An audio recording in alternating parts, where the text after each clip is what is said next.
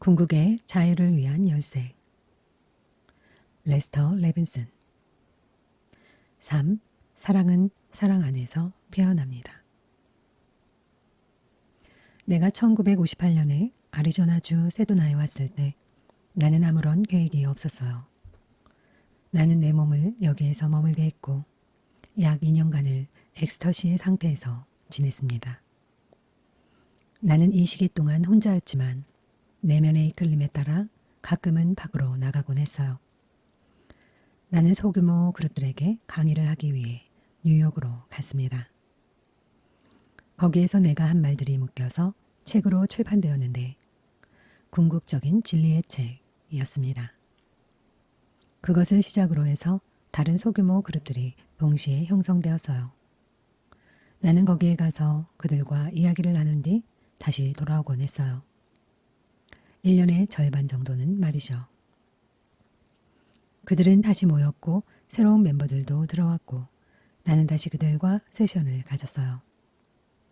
그리고 그들이 내 말을 이해하고 흡수하기까지는 시간이 어느 정도 소요되었죠.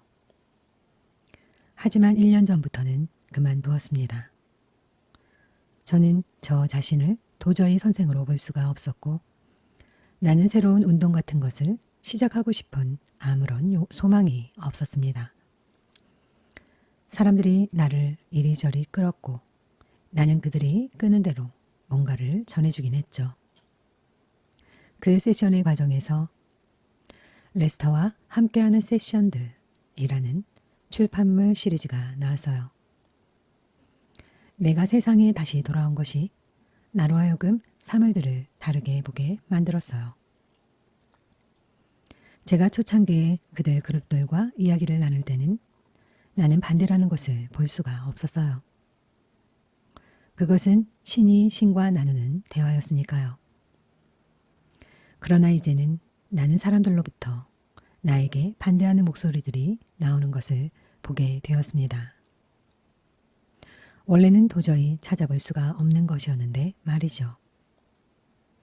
이제 나는 사람들이 내가 그들에게 말하는 것에 대해 그들이 반대할 때면 내가 그들에게 강요하고 있다는 것을 알게 되었어요. 나는 그들에게 나의 생각을 강요할 아무런 권리가 없다고 느낍니다. 이제 나는 내가 말해야 하는 것들을 흑과 백으로 표현할 수가 있고 그들은 그들이 원하는 대로 그것을 읽든지 그렇지 않든지 하겠죠. 나는 이제 더 이상 밖으로 나갈 필요를 느끼지 못합니다. 나는 대부분의 사람들이 진실을 원하지 않는다는 것을 알게 되었어요. 그들이 원하는 것은 세상을 좀 더 나은 것으로 만드는 것이었어요. 그건 좋은 일입니다. 나도 그들이 더 나은 세상을 가지는 것에 행복합니다. 그들이 나로부터 나오는 정보들을 사용해서 그런 목적으로 쓰는 것에 대해 나는 언제든지 환영합니다. 이러한 지식을 구하는 대부분의 사람들이 내가 보기에는 95%의 사람들이 단지 더 나은 삶을 추구하고 있을 뿐입니다. 그들은 궁극을 추구하고 있지는 않아요. 그들이 그들의 삶을 보다 더 풍족하고 편한 것으로 만들 수 있는 지점에 이르렀을 때 그들은 그들의 성장을 멈춥니다. 그들은 높이 비상하였고 생활은 아주 쉽고 편한 것이 되었고 그걸 유지하는 것으로 끝이죠.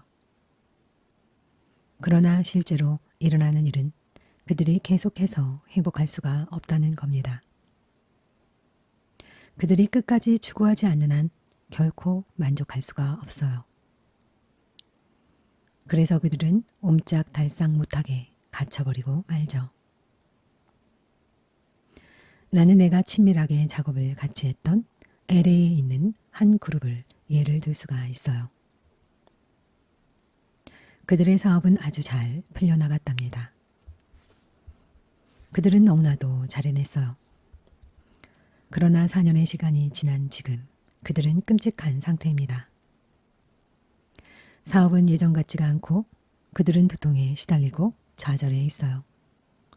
아주 비참해지고 있죠. 세상에 정지해 있는 것은 아무것도 없습니다. 만약 앞으로 나아가지 않는다면 그건 뒷걸음치고 있는 거예요. 만약 그가 세상을 향해서 나아가고 있다면 그는 한계로부터의 자유와는 반대 방향으로 가고 있는 것입니다. 왜냐하면 세상이란 한계 지워진 것이니까요. 결국 모든 사람은 세상에서 행복이라 불리우는 것을 향해 나아가지만 행복은 거기에 있지 않습니다. 그리고 가끔, 그리고 머지않아 우리는 그것을 알게 되고 다시 올바른 방향을 찾게 되지요. 나의 모든 가르침들은 이제 책으로 묶여서는 풍요의 코스라고 불리우는 코스가 되었습니다. 그러나 내가 진정으로 주고자 했던 것을 원했던 사람은 거의 없습니다. 옛말에서 인용하자면 1000명 중에 한 사람만이 나를 구원할 것이요. 나를 구한 자 1000명 중 한 사람만이 나를 찾게 될 것이다. 와 같은 거죠. 우리는 현재 진리에 대해 너무나도 무지한 시기의 세상에서 살고 있습니다. 우리는 너무나도 눈먼 나머지 영혼의 길을 물질에서 찾고 있습니다. 우리는 더 많은 차, 더 많은 기계들, 더 많은 권력, 더 많은 돈 등등등 물질만을 추구하고 있어요. 오늘날 우리의 신은 달러가 되었습니다. 이 나라는 신보다 달러를 더 숭배하고 있습니다. 그리고 그것 때문에 사람들은 불행해졌습니다. 그들에게는 아무런 평화도 아무런 고요함도 없습니다. 내가 처음 아리조나주의 세도나에 도착했을 때 나는 그저 2년 동안을 혼자서 지냈습니다. 나는 모든 것으로부터 물러나서는 너무나도 아름다운 지고의 상태에 머물렀어요. 아마 당신이 상상할 수 있는 가장 유사한 경험은 꿈조차 꾸지 않는 깊은 잠을 자고 나서 너무나 기분이 좋게 깨어나서는 그것을 기억하는 것일 겁니다. 나는 바로 그 상태에 있었어요. 하지만 깨어 있었죠. 그것은 깨어 있음 그 자체였습니다. 당신이 그런 상태에 있을 때 당신이 의식할 필요가 있는 것이면 무엇이든 당신은 자연스럽게 의식하게 됩니다. 그것은 세상으로부터 철저하게 물러남이었습니다. 하지만 그 기간 동안에도 나는 해야 할 일이 있었고 그것을 했습니다. 나는 다시 2년 후에 뉴욕과 LA에 있는 소규모 그룹들과 모임을 가졌습니다. 1962년에 피닉스에 갔었고 다른 사람들과 접촉을 하게 되었습니다. 1965년에서 1970년에 이르기까지 나는 꽤나 활동적이었고 대부분의 시간을 LA에서 보냈죠. 나는 세상으로 다시 돌아오는 것이 목적이었고 나에게 있어서 세상으로 다시 돌아온다는 것은 대부분의 사람들이 세상을 보듯이 세상이 비참하고 어렵다는 생각에 동의하는 것처럼 행동하는 것이었어요. 하지만 당신이 일단 지구의 삶의 방식이 얼마나 자연스럽고 쉬운 것인지 깨닫기만 한다면 세상을 그런 식으로 생각하는 척 하는 것이 얼마나 어려운 일인지 알 겁니다. 내가 깨달음을 얻고 난 후 초기에 나는 개인적인 치유에 관련이 되었어요. 하나를 치유하고 나면 또 다른 것이 나타났죠. 그러다가 차라리 사람들을 가르치는 게 훨씬 더 낫다는 생각이 들었어요. 영적인 치유가 가장 좋습니다. 이것은 즉각적이죠. 만약 당신이 영적인 치유를 하지 못한다면 정신적인 치유를 하게 됩니다. 이것은 매우 빠릅니다. 그러나 당신이 이 두 가지를 해낼 수 없다면 그냥 의사를 찾아가세요. 영적인 치유는 완벽이 거기에 있다는 것을 아는 것으로 행해집니다. 그것은 단지 당신이 완벽만을 봄으로써 불완전함을 놓아보내는 것이죠. 정신적인 치유는 당신의 마음을 질병으로부터 떼어놓고는 당신의 몸을 건강한 것으로 생각하거나 비주얼화하는 것입니다. 당신이 마음으로 아프다는 심상을 가지고 있지 않는 한 아프다는 것은 불가능합니다. 나는 1952년에서 1956년까지 짧은 기간 동안 이런 치유에 관련되어 있었고 그것도 개인적인 범위 내에서였어요. 사람들은 즉시로 치유가 되었고 심지어는 전화로도 가능했죠. 한 번은 어떤 소녀가 전화를 해서는 의사들이 말하기를 제가 횡격막이 파열되어서 수술을 받아야만 한대요. 어떡하죠? 하고 말하길래 나는 그녀가 완벽함을 보고서는 말했어요. 그냥 그것이 완벽한 것으로 보렴. 넌 괜찮을 거야. 하고 말했습니다. 그 애가 말하기를 네, 바로 그거예요. 그러길래 나는 그 애의 받아들임이 완벽한 것임을 알아차렸죠. 그러고 나선 제가 말했어요. 좋아, 이젠 의사에게 가서 확인해 보렴. 그녀는 그렇게 하였고 아무런 문제가 없었습니다. 물론 의사는 놀랐죠. 나는 이런 치유에서 나 자신에게 아무런 주의도 기울이지 않았어요. 나는 항상 그저 뒤로 물러나 있었죠. 당신은 자신을 힐러로 느껴서는 안 됩니다. 당신은 그저 길을 내어줄 뿐이에요. 당신은 비켜서고 신이 모든 걸 합니다. 이렇게 할 때 치유가 일어나는 것입니다.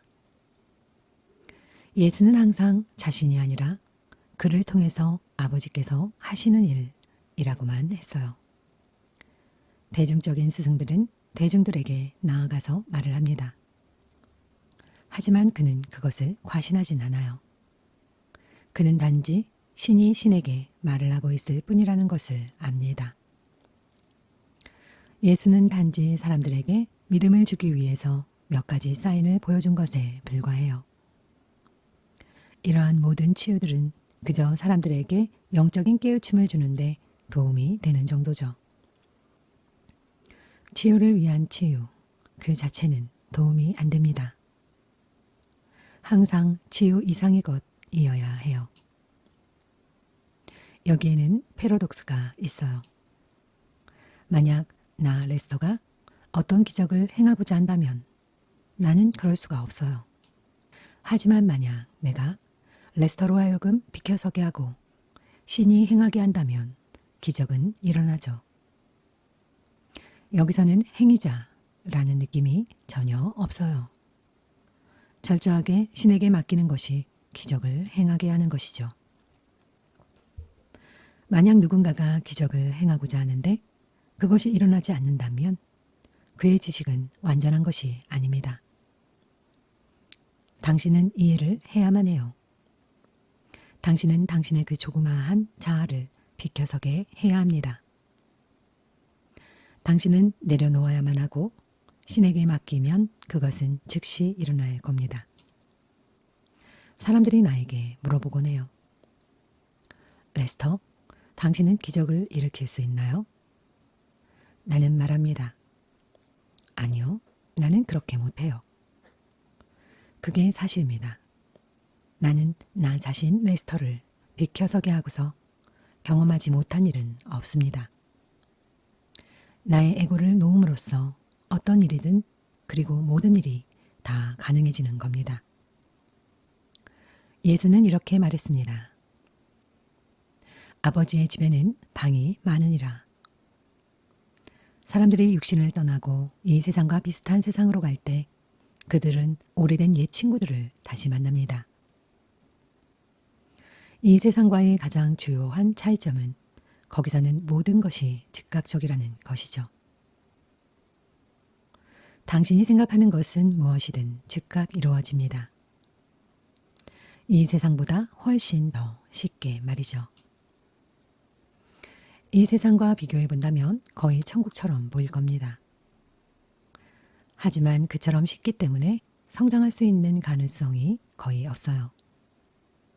여기 이 세상은 당신이 성장할 수 있는 기회가 가장 큰 곳입니다. 나는 경험으로부터 내가 확신을 가지고 있는 것은 다른 사람들에게도 전달이 된다는 것을 알게 되었어요.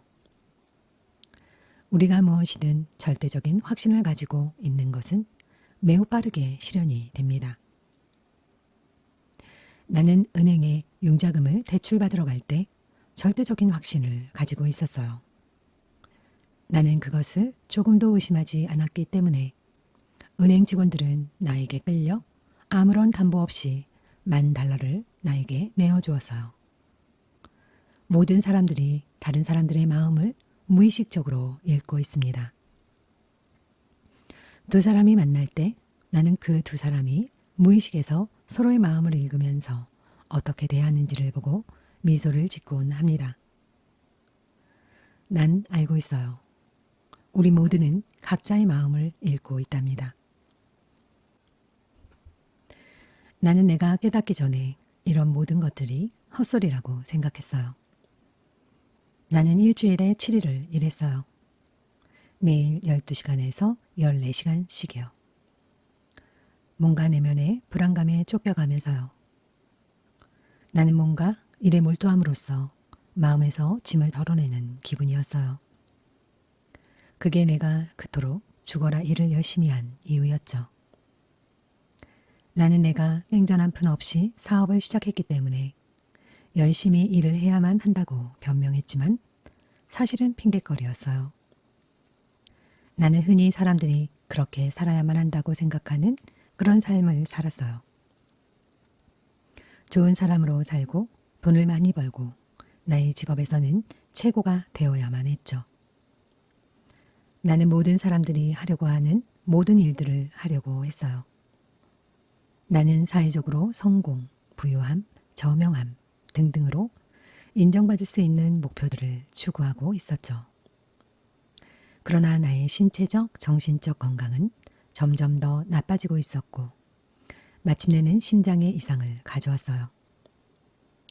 당신이 아무리 사회의 룰에 따라 분투하더라도 심지어는 목표를 성취해낼지라도 당신은 당신이 원하는 것을 얻지 못할 거예요. 당신은 세상에서 마냥 이길 수가 없어요. 나는 극도로 억눌렸고 나의 감정을 표현하기도 힘들었어요. 다른 이들이 인정을 받기 위해서는 나 자신의 감정을 억눌러야만 했죠. 이것이 결국 나에게 신경증을 가져다 줬어요. 나는 진정으로 돈에 관심을 가지고도 그것을 즐기지도 못했어요. 내가 탐구를 하는 시기 동안 잠이 점점 줄어들더니 마침내 완전히 사라지고 말았어요.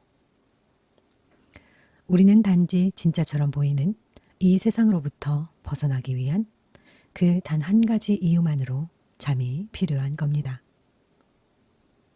우리는 그것을 너무나도 원하고 세상이 너무나도 무거운 것이기 때문에 하루에 8시간 정도씩 벗어나고 싶어 합니다. 당신이 조화롭고 튜닝이 되어 있을 때는 결코 피곤해지지가 않습니다. 피곤함은 단지 정신적인 갈등이 있기 때문이죠. 모든 정신적인 갈등이 사라지고 나면 당신은 결코 피곤해지지 않습니다. 당신이 튜닝이 되어 있을 때는 우주의 모든 에너지를 당신이 쓸 수가 있어요. 당신이 원하기만 한다면 당신이 쓸 수 있도록 거기에 항상 있습니다. 내가 잠을 자지 않던 시기 동안 나는 내가 잠을 자던 때보다 더욱 에너지가 넘치게 되었습니다. 다른 사람들처럼 생활하기를 원했기 때문에 나는 다시 잠을 자기 시작했어요. 처음에는 1시간, 다음에는 2시간, 그리고 마침내 6시간을 자는데 성공했어요. 나는 1시간을 잘 수도 있고 6시간을 잘 수도 있지만 이젠 아무래도 차이가 없습니다. 내가 깨닫기 전에는 나는 의사들과 영양학자들이 하는 말을 믿어서 단백질을 많이 섭취했어요. 아침에는 계란과 큰 스테이크 베이컨 등을 먹었죠. 점심과 저녁에는 항상 고기를 먹었어요. 내가 깨닫고 나자 나는 동물 가족들이 우리와 연결되어 있다는 것을 알았어요. 내가 어떻게 그것들을 먹을 수가 있겠어요? 만약 배고픔이 일어나면 나는 그것을 꺼버리고 그것은 사라져 버립니다. 그래서 난 결코 배고픔으로 고통을 받지 않습니다. 이것은 사실 누구나 조금만 연습하면 할 수 있는 것이랍니다. 당신이 배고픔을 느낄 때 먹지 마세요. 대신 배고프지 않을 때 음식을 먹으세요. 당신은 그런 식으로 하루 3끼를 먹을 수 있답니다. 이건 단지 육체를 훈련시키는 방법일 뿐이에요. 단지 위장이 당신을 컨트롤하는 게 아니라 당신이 몸을 컨트롤하는 것이죠. 내가 1952년 깨달음을 얻기 전 내 인생에서 가장 행복한 것은 아름다운 걸들과 사랑에 빠지는 것이었어요. 그리고 늘 같은 패턴의 반복이었죠. 나는 사랑에 빠지고 우리 둘은 헤어지고 나는 내면에서 무언가가 찢겨 나가는 것 같았어요. 내가 처음으로 아네트와 헤어졌을 때 그것을 극복하는데 5년이 걸렸어요. 나에게는 너무나 큰 충격이어서 나는 그것과 싸우느라 나의 모든 에너지를 쏟아부었죠. 나는 한때 그 일 때문에 계속 우울했어요. 그리고 나서는 버지니아를 만나게 되었고 그녀와 사랑에 빠졌죠. 그러다가 우린 또 헤어졌어요. 이번에는 극복하는데 3년밖에 안 걸리더라고요. 내 인생에서 이쁜 걸들과 사랑에 빠지는 것보다 더 좋은 것은 없었어요. 문제는 여자와 사귀게 되면 뭐랄까 자유를 뺏기는 기분이어서 결혼이 나에게 줄 부자유를 내가 견디지 못할 것이라는 거였죠. 그리고 내가 결혼을 하려 하지 않았기 때문에 여자친구들은 저를 떠나고야 말았어요. 나는 이런 고통들을 겪고 싶지가 않아서 뭔가 대책을 세우기로 결심했고 연애가 정점을 지나서 내리막길의 조짐이 보일 때 헤어짐에 미리 대비를 했어요. 하지만 나는 여자애들이 내가 겪는 그런 고통을 겪지 않기를 원했어요. 그래서 내가 그 애들에게 차이기로 결정했죠. 내가 알게 된 것은 여자애들은 남자가 쫓아오면 도망을 간다는 거였어요. 반대로 남자가 도망을 가면 여자가 쫓아오죠. 여자애들이 슬슬 결혼에 대해서 말을 꺼내기 시작하면 이젠 내리막길이 시작된다는 신호였어요. 그래서 나는 헤어지기 전에 미리 작업을 시작했죠. 빨리 와. 난 자기가 항상 내 옆에 있어주길 바란다고. 다신 그러지 마. 여자애들은 숨막혀 있고 불편해하기 시작했어요. 나는 그들을 더욱 밀어붙였고 일이 얼마나 환상적으로 진행되어 갈지 잘 알고 있었죠. 그리고 난 다른 여자애를 물색했어요. 내가 겪어야 하는 고통을 덜기 위해서였죠. 나는 이 고통이 무엇보다도 싫었고 다른 여자를 찾는 것으로 그것을 털어내고자 했어요. 하지만 내 연애 생활 끝에 남는 것은 비참함이었어요. 그러나 이런 애정의 열정과 애통함이 없었더라면 우리는 영원히 이런 환상에 가라앉아 있을지도 모르죠. 약간의 달콤함과 오랜 시간의 고통들 말이에요. 이게 바로 세상이 우리에게 주는 약간의 즐거움과 그 뒤에 고통의 패턴이었다는 것이죠. 그 고통은 너무나도 큰 것이고 대부분의 사람들은 그것에 너무나도 익숙해져 있어서 그것을 알아채지도 못해요. 대부분의 연애관계에서 서로가 원하는 것은 대개는 에고를 인정받고 싶어하는 것이었어요.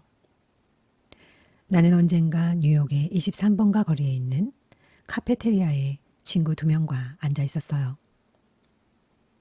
1945년쯤이었나 그랬을 겁니다. 앉아서 파이와 커피를 마시고 있을 때 조가 말을 했어요. 난 한 번도 섹스를 해본 적이 없어. 내가 말했죠. 조, 무슨 소리야?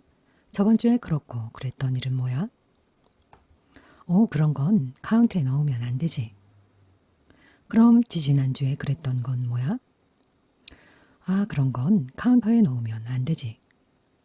그러자 프레드도 한마디 했어요. 나도 한 번도 섹스를 해본 적이 없는 것 같아. 내가 말했어요. 프레드, 지난주에 그렇고 그랬던 일은 뭐야? 그런 건 카운트에 넣으면 안 되지. 난 그때 갑자기 깨달았어요. 나도 마찬가지였어요. 나도 그 애들처럼 그렇게 느끼고 있었어요. 난 한 번도 섹스다운 섹스를 해본 적이 없는 것 같았다고요. 내가 말했어요. 우리 모두 미친 거 아니야? 도대체 이게 무슨 일이지? 그리고 나서는 나는 깨달았어요. 우리가 원한 건 사랑이지 섹스가 아니었다는 것을요. 그리고 사랑이 없다면 그건 우리가 한 번도 섹스를 안 한 것이라고요. 나는 오늘날 우리가 그토록 섹스에 집착하는 이유가 이것이라고 생각해요.